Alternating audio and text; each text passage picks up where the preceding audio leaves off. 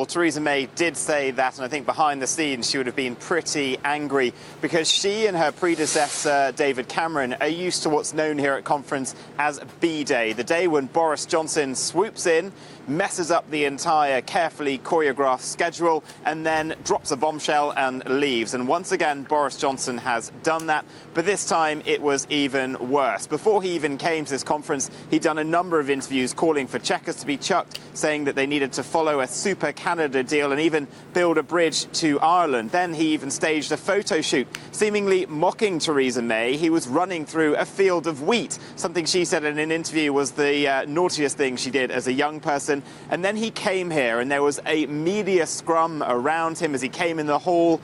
Around a couple of hundred people had been queuing for about 2 hours just to get in to see him. And when he did take to the stand, he gave a wide-ranging speech calling for Chequers to be chucked. He said it was intellectual humiliation with some of the language that he used. He also talked about housing, tax reform and Margaret Thatcher, all the things that you need to talk about here at Conservative Conference if you are going to make a bid for the leadership. And Theresa May says that she didn't watch. There were plenty of people who did, but she was angered by what she heard in reports.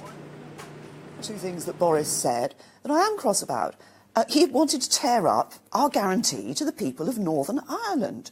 Northern Ireland is part of the United Kingdom. You know, we are all, he and I, all members here are members of the Conservative and Unionist Party.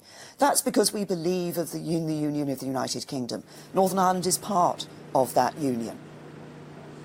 Boris Johnson is very much now in open manoeuvres to try to replace Theresa May, and he can do that if her Chequers Brexit plan is voted down in Parliament. That would lead to a crisis for the government. And judging by the numbers of MPs that were in that hall yesterday to see his speech, some very senior ones like Ian Duncan Smith and the former Development Secretary Priti Patel, it would seem like there is enough votes there for her to be voted down, and then there would be a leadership challenge. And Boris Johnson now is very openly saying that he wants to try to replace the Prime Minister. Well, Theresa May is going to give a speech later, closing the conference. She's obviously got her work cut out for her. What can we expect from that speech?